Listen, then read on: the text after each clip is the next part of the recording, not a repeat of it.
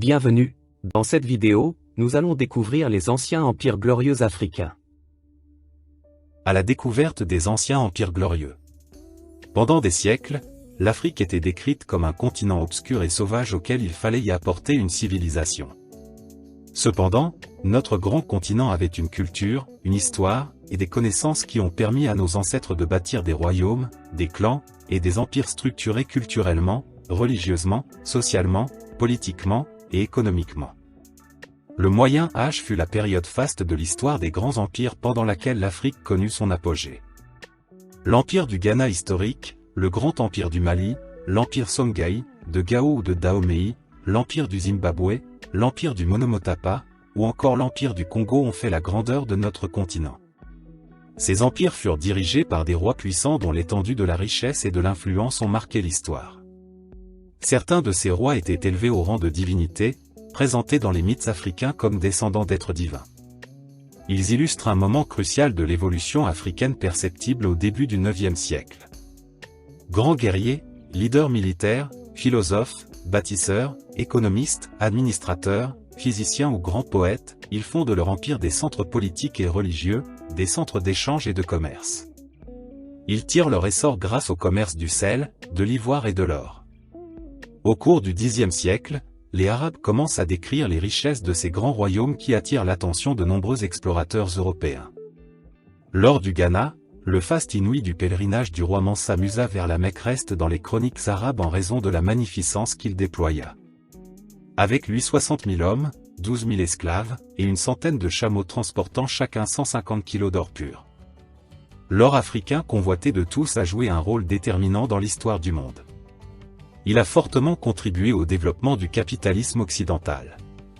Quand les Portugais arrivent en Afrique au XVe siècle, ils sont impressionnés par l'organisation des souverains qui dirigeaient des sociétés hiérarchisées. Guerriers, qui constituent la noblesse, et assurent leur protection. Griots, poètes musiciens gardiens de la culture et des traditions. Ils assurent la transmission orale de la tradition. Les hommes libres, pratiquent différentes activités comme l'agriculture et l'artisanat. Les esclaves, prisonniers de guerre. Empire et légende d'Afrique.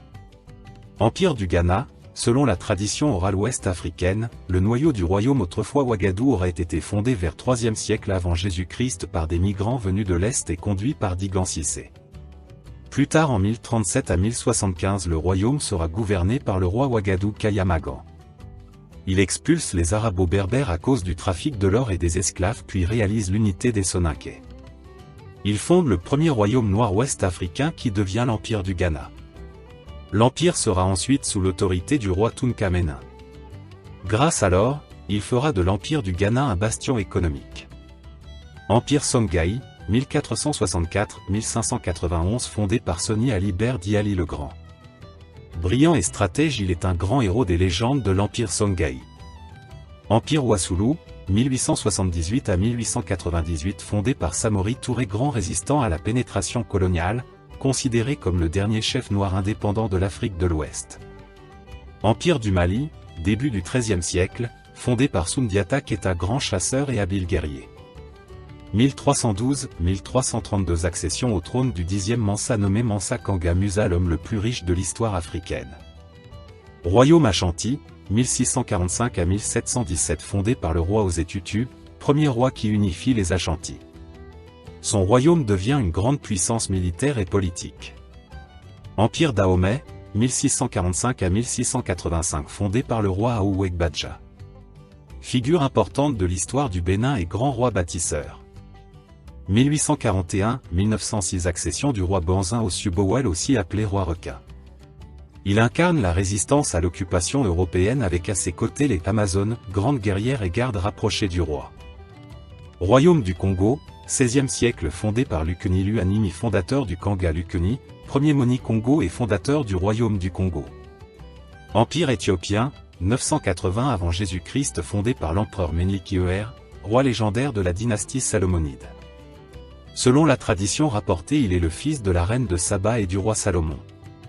Empire Zoulou, 1816-1828 fondé par Shaka Zulu, chef charismatique, grand stratège et organisateur de génie. Il fut un guerrier hors pair, un conquérant et un despote. Empire Monomotapa, 1430-1730 encore appelé Grand Zimbabwe, il est fondé par Nyatsamba Mutota, roi sage et charismatique. Il occupa la majeure partie de la vallée du Zambèze dont la région contenait de nombreux gisements d'or.